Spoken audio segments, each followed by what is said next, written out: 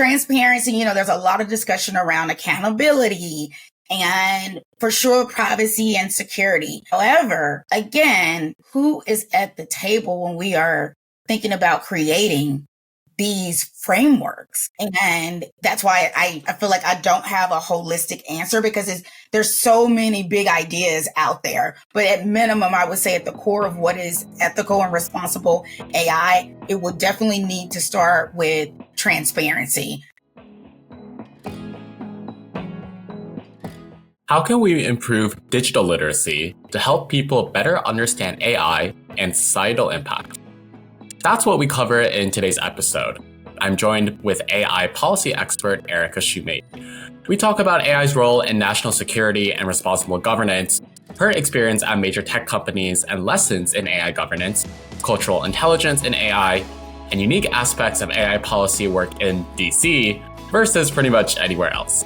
Let's get going. Welcome back to DC Decoded, a Gen AI podcast where we break down what happens when artificial intelligence meets the nation's capital. I'm your host, Sam Lee, part of the Gen AI DC chapter. Today, we have Erica Shoemate joining us. Erica is an AI policy expert with nearly 2 decades of experience in national security and big tech. She shaped AI governance and risk mitigation policies at the FBI, Twitter, now X, and Amazon, influencing standards via the Digital Trust and Safety Partnership, now adopted by companies like Meta and Google. As founder of the N Strategy Group and an AI Global Policy Fellow at AI 2030, she advises organizations on responsible AI and digital safety. She's also a maternal health advocate, working to advance policies that address racial disparities through policy advocacy at the federal and state levels as a March of Dimes ambassador. She was additionally honored with the 2024 Black AI Think Tank AI Policy and Advocacy Award. Erica, welcome to the show. Thank you so much, Sam, for having me. I'm so excited to be here and be able to speak to you and your audience today. Of course, let's get into it. So you've clearly had a dynamic career so far, FBI, DOJ, Amazon, just to name a few. Walk us through what you've learned so far in those spaces and how it has led to your current work. Boy, that's like a loaded question. So I will say, of course, spending majority of my career, I will say I grew up in the FBI professionally. I spent more than a decade, like 11 plus years, quite frankly, at the FBI in different field offices. I've also had some short stints overseas. And I will say being in an environment where literally the work you're doing has the impact and implication of life or death really shapes your world, quite frankly, and how you see things. So things that are where people may say is pressing, I'm like, well, is someone dying? And if not, that's just where we are. And also, I would say that the FBI, because of being a intel analyst, like starting out as a very young junior analyst, I was able to, start out at the academies where they send the analysts similar to the agents. And so you spend weeks down there learning analytic tradecraft. And I will say that the training and also some of the advanced training we get, once you're, further on in your career, really help me to be able to quickly parse data, be able to look at a situation and be able to act quickly on it. And also being okay with having these risks. I know a lot of people can be risk averse, but when you're in those type of situations, you just have to go with the information that you have. And I will say because of that, I was able to really pivot on a dime. I had to be super agile in my role at the Bureau, and it could be any day of the week, and I always found myself preparing for the day by looking at current events, the news around the world before I would even go into the office every day, just because it could potentially impact my day. And being able to take those skills of data analysis, being able to write, we had to know how to write, we had to know how to brief, and we had to know how to brief very clearly and concisely, get to the point, what we call it bluff, bottom line up front. And it's actually something that I bring along like throughout whoever I'm talking to, dealing with, whether I'm leading a team,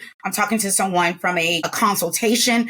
Those are the things that are super important. People want to know what is the problem, and then we can get to how we can solve it. So that's what I would say in that regard. Yeah, for sure. And for those who might not know what is AI 2030? What is happening in 2030 and what's the relevance to AI there? Yeah. So the relevance to AI 2030 is really being focused on this very forward thinking and being super futuristic around, for me and my lane around AI 2030 is being focused on human-centered policy development and ensuring that those just the core requirements for human-centered development is something that is not just a US-based ordeal, but it is something that we're able to scale around the globe. Like we're all thinking about AI in the same way. And when I say we, I just mean like countries and companies in general around the globe. And so my piece to that has really been very forward leaning in a sense of calling a thing. And when you think about human-centered development, there's a lot of discussion around harm and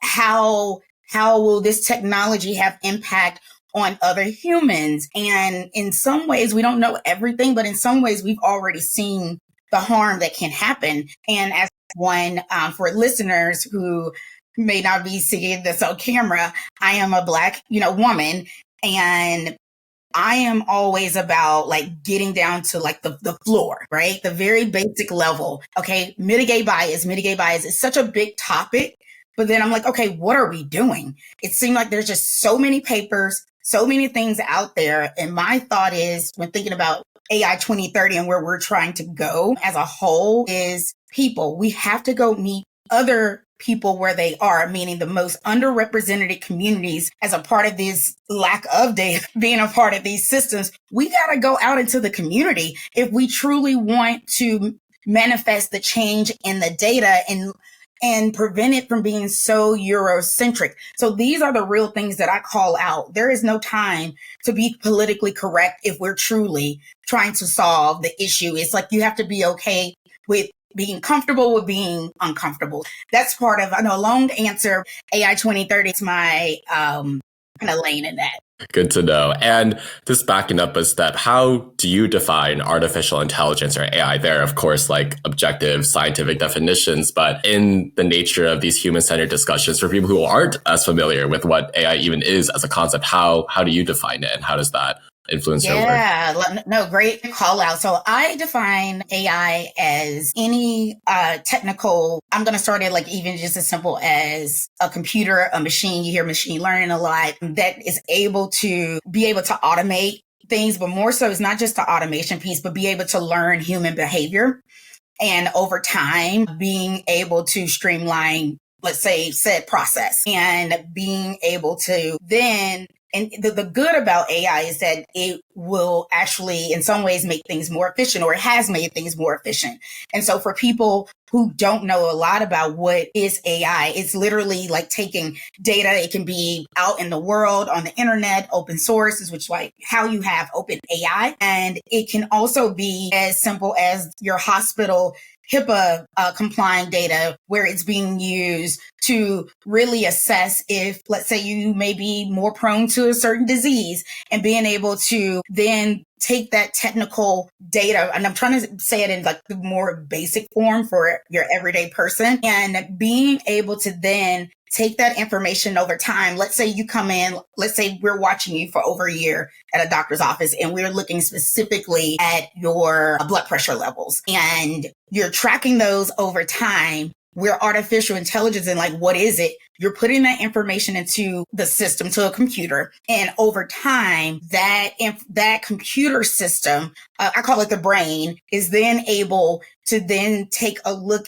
at and assess if, let's say, your numbers, along with some of your family history, can tell you, are you more prone to being, someone who may have high blood pressure or not? And the doctors, trust me, or the clinicians and providers, they're not looking at this stuff like manually anymore. They don't have time. So being able to use basically your computer at your desk, but in the back end, there is a technical system that is ingesting the data. I call it the brain for its very simple terms, and being able to take that information over time and continuing to learn the behavior. And you have to have humans to be able to provide the data. So I want people to remember that humans still have to be involved. And so when there is this blame game of mitigating bias, at the end of the day, a human is responsible for the data that is being ingested into the brain of the computer system that is pulling this data and being able to replicate it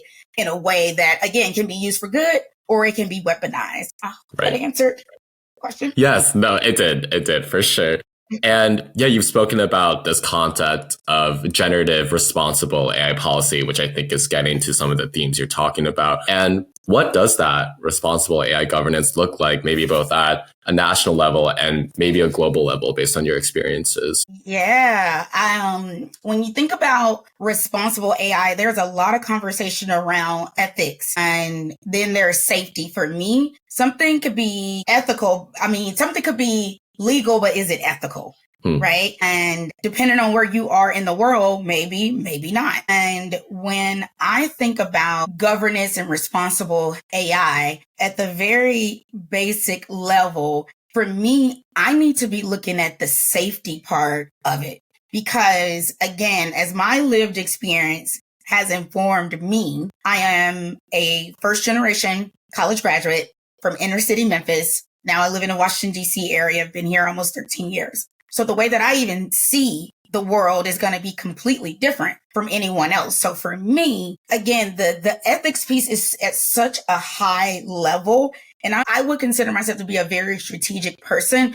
But in order for the everyday person to understand what you are saying and the whole see something, say something, you got to bring it back to a level that they can understand. So safety first. When I think about ethics and that whole balance of freedom of expression, and you're trying to mitigate harms at the very basic level, we really, as we think about what is ethical, I think the bigger question is it safe? And safe for whom? Then, because ethical in many ways is subjective. Your world, depending on your cultural exposure, could render how you think about ethics completely different. When you think about it, going back to ethics, is something right or is it something wrong? At a very basic level, cultural nuance really matters as we see that. I know there's a whole framework out there about, thinking about like the safety and how people in these big companies are supposed to be considering the data. The issue that I have sometimes with what is responsible AI is the fact that it's too big to the point that I feel like no one is reading it. And there's just I call it a whole bunch of smoke and mirrors. I know people have good intention, but I struggle when we think about what is ethical because of the people that are putting these ethics together to say this is ethical, this is not.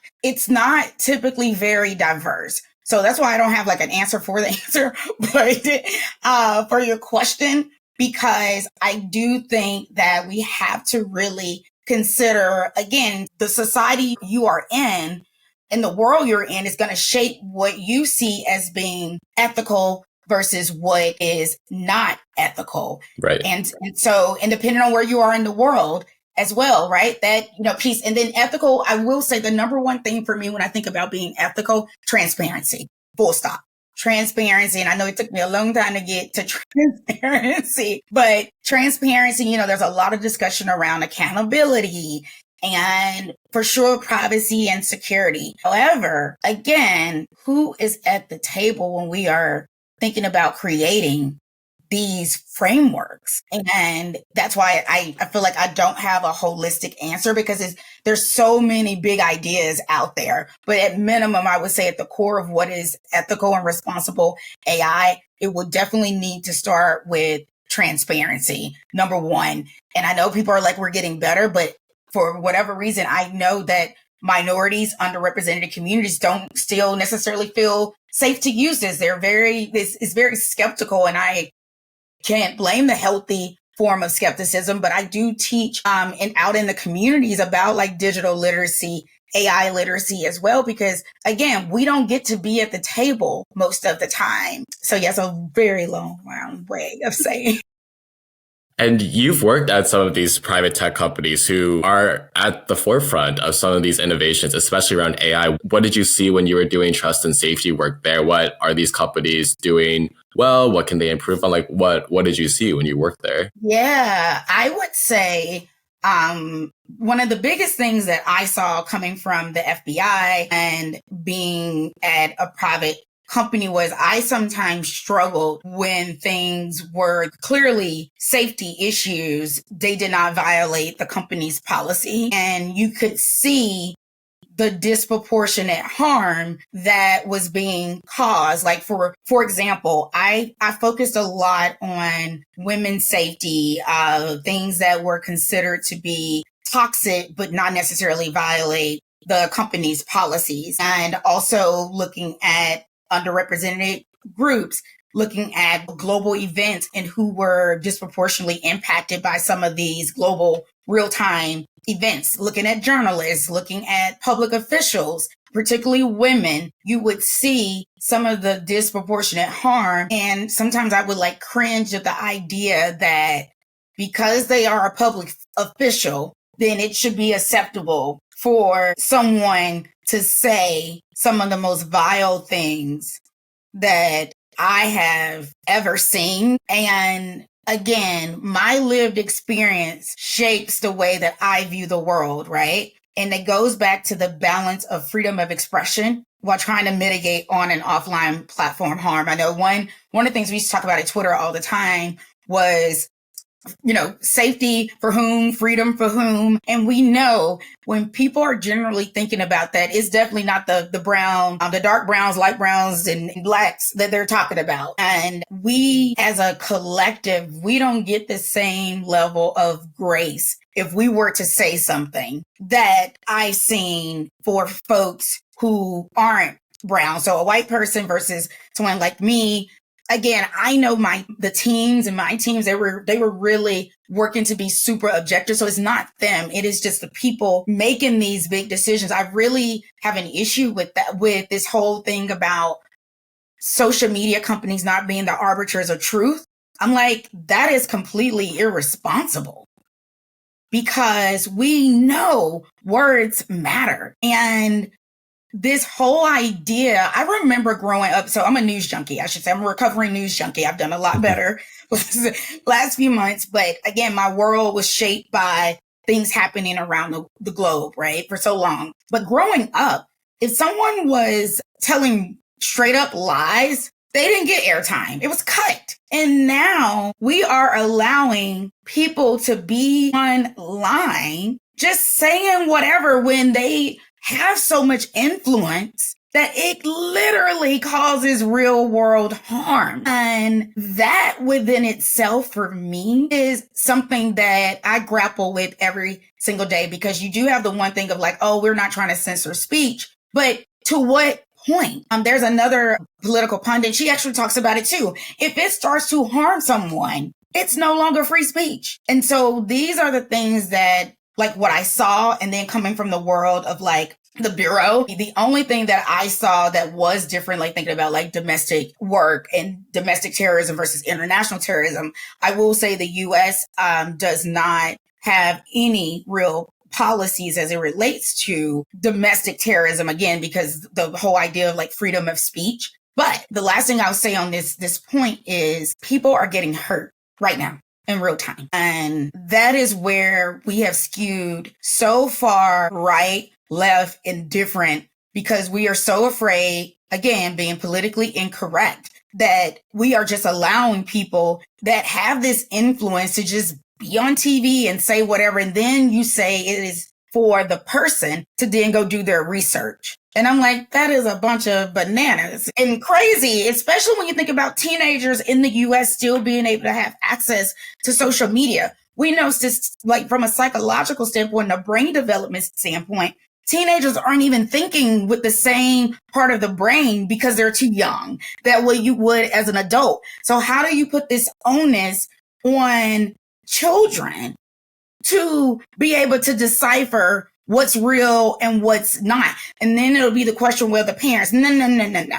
The entire society has a duty and responsibility to protect our youth, full stop. And I love to see Australia, EU, doing some things that are different, because we see kids are killing themselves, committing suicide. And I know it may not seem like that was like relevant to some of the part of the question, but these were things that I saw and really would have very deep conversations around why we were deciding one way or another. Yeah, I'm curious what examples come to mind for you where speech has turned into crime, because America does protect freedom of speech, but we also have laws to obviously prosecute criminals. So what examples would you We're not using it.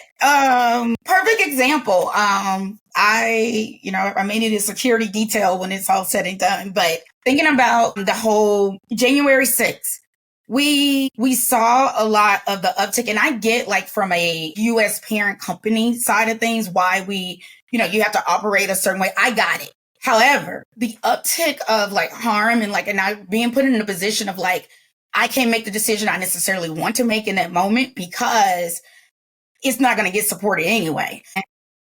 Seeing what happened on January 6th, 2021, as someone, I'll give you some backdrop of those 2 days. So my uncle passed away on that Monday, the 4th, in the wee hours of the morning due to COVID.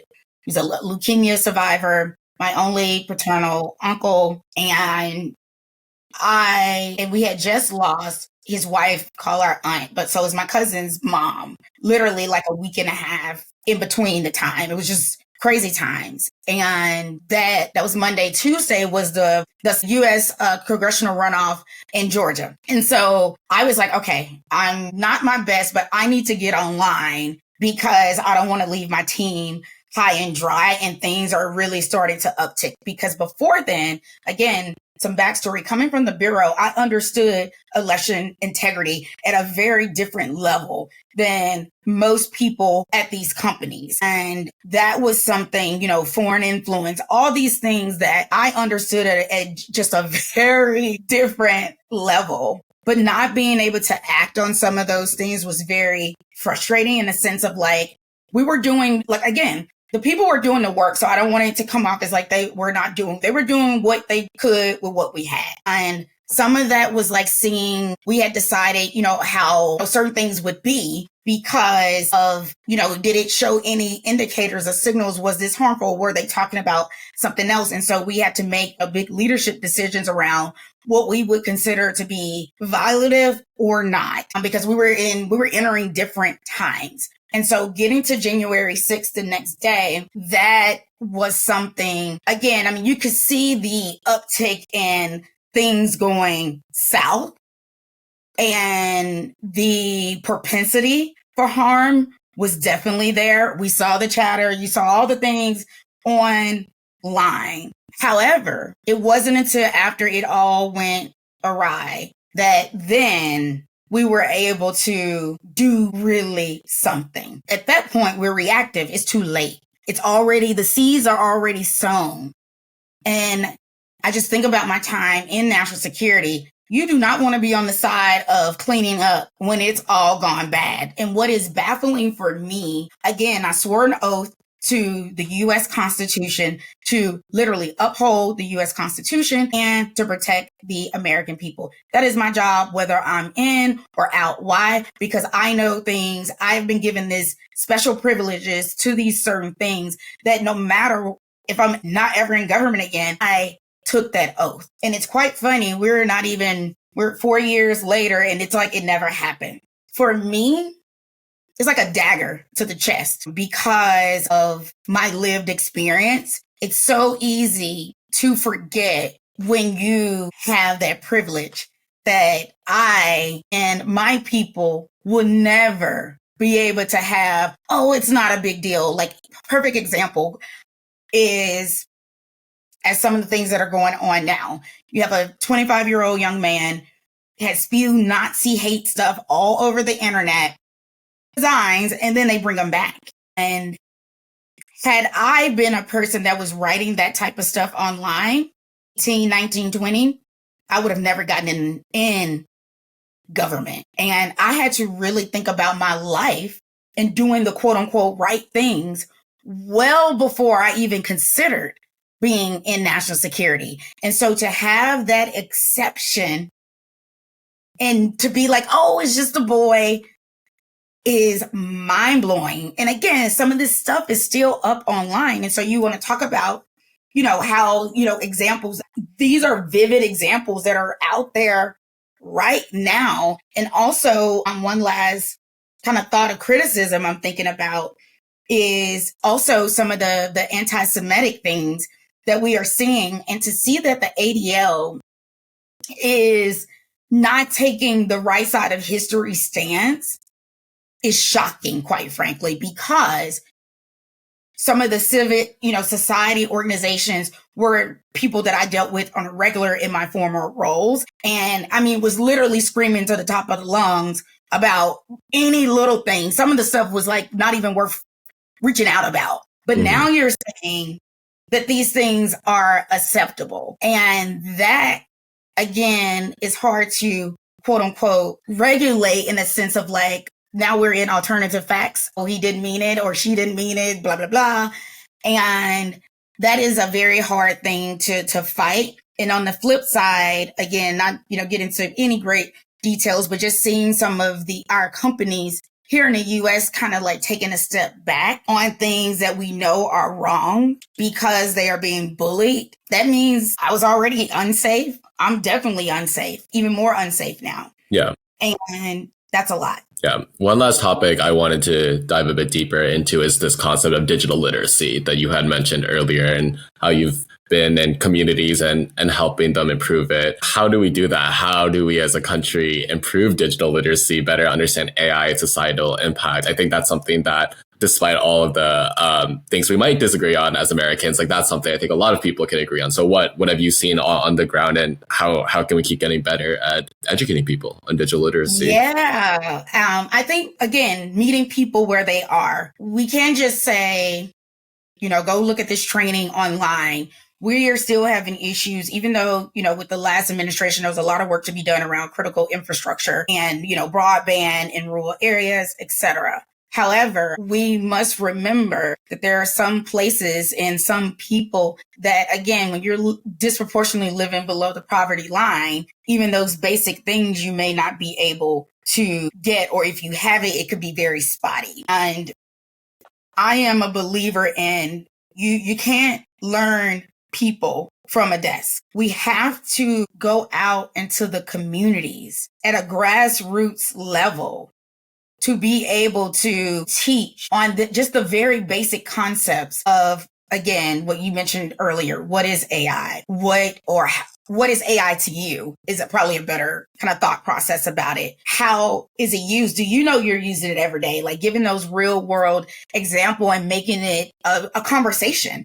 And so that's really where I have been able to turn the tide and remind communities that are very skeptical, and rightfully so, because of the weaponization of technology.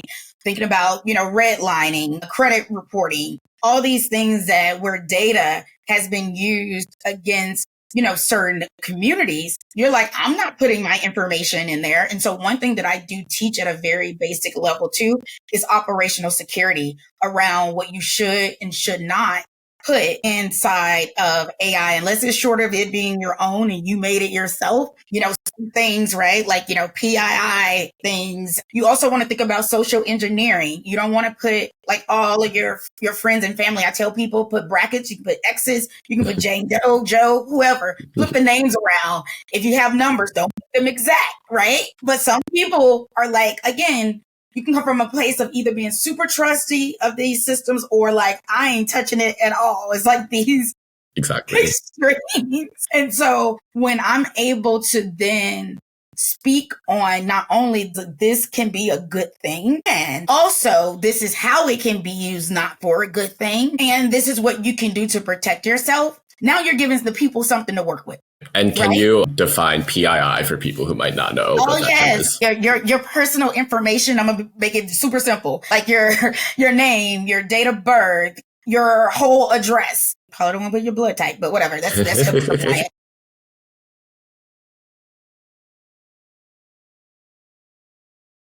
Your social security number, those Right. type of things. You definitely want to be mindful of those things. And again, you can trick the system. You just need to remember, like, for instance, this is a good tip for those who are listening. If you're like, well, I'm trying to be efficient. AI makes my life super efficient. I'm like, I can relate. What you can do is you can use a Google Doc. And let's say you have your name everywhere in a document. You can go to Google Doc, hit Control F, put what you're looking for, your name, and then you can say replace all with whatever you want, your name, my name, whatever you want to call it, XXX. That is already a very efficient way to be using something that is really cool at being able to be more efficient, but you're also protecting yourself. And I always remind people, it may not even, when hackers and bad people are out there, it's not even always about you, the person. It could be someone that you are connected to, again, social engineering. And so I challenge people to, I provide very thought-provoking questions to think deeper than just yourself, because that's the tactical piece. These hackers, a lot of them, especially if they're state sponsored, it's a very strategic thing. I'm like, trust you, little you is not all of it, And so I just challenge people in the communities. If you are someone who is teaching about, digital literacy, and you haven't thought about, okay, how can I make it so simple for people to get it, and that it will open up their minds to want to use it more? That is a way you can say it, like, good at, but this is how you can protect yourself. It's just like anything, right? Right.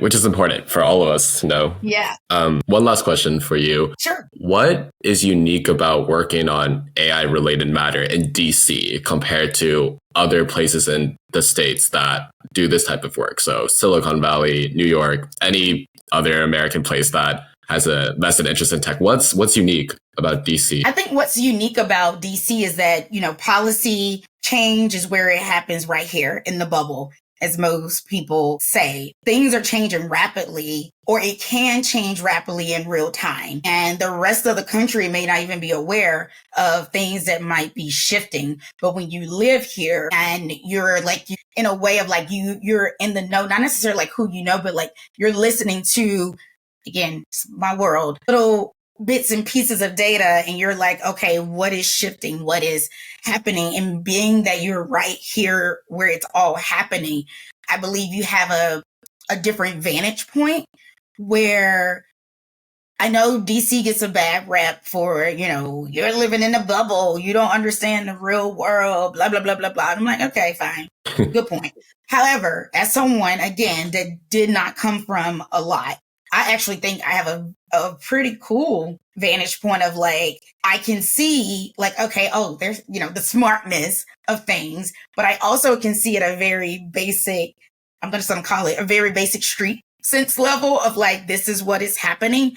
And if I needed to articulate and explain the shift, I could easily do that to an everyday person. So being that DC is where it's happening, right? You're having companies out of Silicon Valley having to at least have a second headquarters here because of the rapid shift in policy. So that is saying a lot right there. And being able to have that influence, think about it. You don't have to go get a hotel if you live here. You don't have to do that. You could just literally make a call with your representative. And hey, I'm going to meet y'all on the Hill. You may not meet the representative or the senator that day, but you're going to meet one of their staffers. Their staffers, yeah. Right? And they have a duty and responsibility to speak with their constituents. So you don't have to be a lobbyist, people, in order to be able to speak to the people who represent you. And I think that is actually one of the most coolest things about living here in this area. I was just on the Hill last week for March for Change, which was a March of Dimes, big day on the Hill, day and a half on the Hill, and being able to live here, be in it, and being able to do follow-ups in real time. And if I wanted to meet with one of the people I met with, I don't have to think about coordinating a flight. I could just be like, hey, let's just meet up, right? That is so cool to me. Yeah, well said. Well said. Well, Erica, this was great. I learned a lot. Thank you for sharing both your professional and personal experiences. And I really appreciate the time. And I'm sure everyone else listening will as well. So thank you. Thank you so much. That's a wrap for this episode of DC Decoded. I want to thank Erica again for her time. If you enjoyed this conversation, make sure to subscribe to DC Decoded on your favorite podcast platform, whether that's Spotify, Apple Podcasts, or YouTube. And if you found this discussion valuable, we'd love it if you left a rating or review. It helps others discover the show. For more on the DC chapter of the Gen AI Collective, upcoming events, and ways to get involved, check out the links in the show description. If you're interested in collaborating, sponsoring, or just learning more, don't hesitate to reach out via the information in the description. Thanks for tuning in. We'll see you in 2 Wednesdays for the next episode.